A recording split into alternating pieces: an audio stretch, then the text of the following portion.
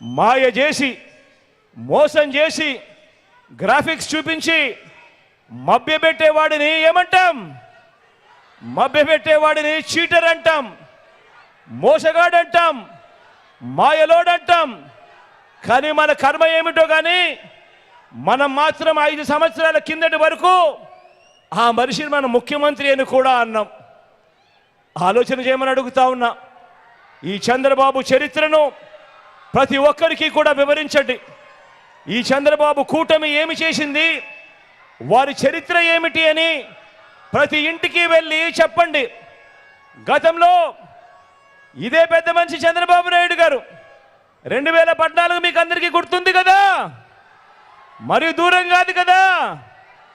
ఇదే పెద్ద మనిషి చంద్రబాబు నాయుడు గారు 2014లో ఇదే కూటమిగా ఏర్పడి, ఇది గుర్తుందా?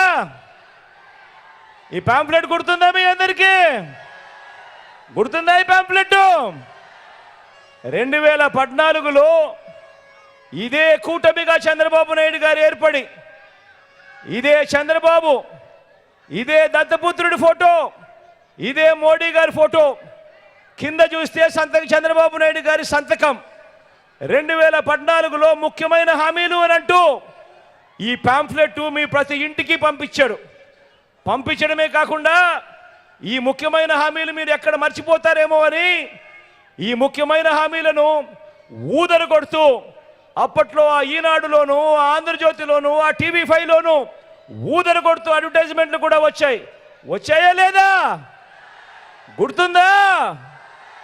గుర్తుందా అన్న? గుర్తుందా తమ్ముడు? గుర్తుందా అక్క? ఈ 2014లో ముఖ్యమైన హామీలు అని అంటూ వీరు ముగ్గురు ఫోటోలతో చంద్రబాబు నాయుడు గారు సంతకం పెట్టి మీ ప్రతి ఇంటికి పంపించిన ఈ ముఖ్యమైన హామీలు చదవమంటారా? చదవమంటారా? చదవమంటారా?